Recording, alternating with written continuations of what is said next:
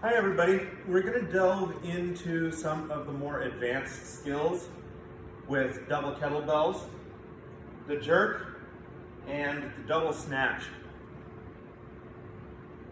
You've already mastered the double kettlebell clean, the double kettlebell front squat, the double kettlebell press, and hopefully had some practice with the double kettlebell push press.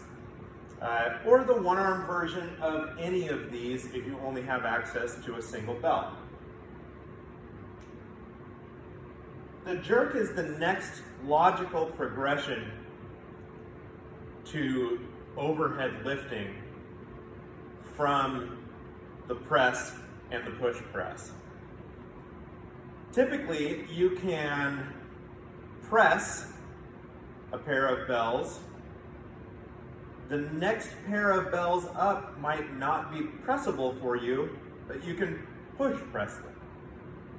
The next set of bells above that might not be push pressable, but if you've developed your mobility and conditioned yourself to the idea of catching in a partial squat, you should be able to jerk those bells overhead. So your pressing bells, your push press bells, the next set up in weight, your jerk bells, the next set of bells up in weight. Similarly, when it comes to grindy movements, you should be able to press a bell, get up with the next bell up, and probably bent press the next bell or even two up from that. So the jerk, besides being a great way to lift heavy weight once, it's also a great way to lift moderate weight a buttload of times because you get to use the stretch reflex that helps you be economical and end up suspending a load overhead multiple times that would be a 1 or 2 rep max in a press. Could be a 10 to 15, maybe even 20 repetition maximum in the jerk. So when it comes to exposing the connective tissues and the structure of the body and the cardiopulmonary system to lifting a pair of bells, the jerk can really get you there before you are ready to press those bells for a long set. But in practicing the jerk, and getting that exposure and having that time overhead, the press will be a lot more available to you. So in the push press, there's the clean to get them into the rack, the dip phase, and then the drive phase to lock out the bells overhead. The dip phase is a quarter squat.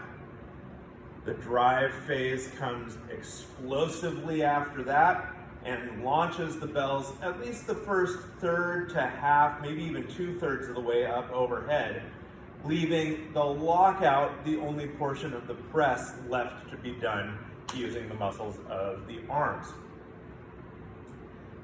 In the jerk, the arms are taken out of the equation almost completely with the exception of stabilizing the lockout. Because after the dip and drive phase, the bells don't need to get much above halfway, maybe 2/3 of the way, because you will then re-squat to catch them overhead. So it's quarter squat, violent extension of the hips, quarter squat to catch and lock out, and then recover. So, yes, you need the stability to catch the bells overhead, but the thing you need most is thoracic mobility and shoulder mobility to catch the weight overhead.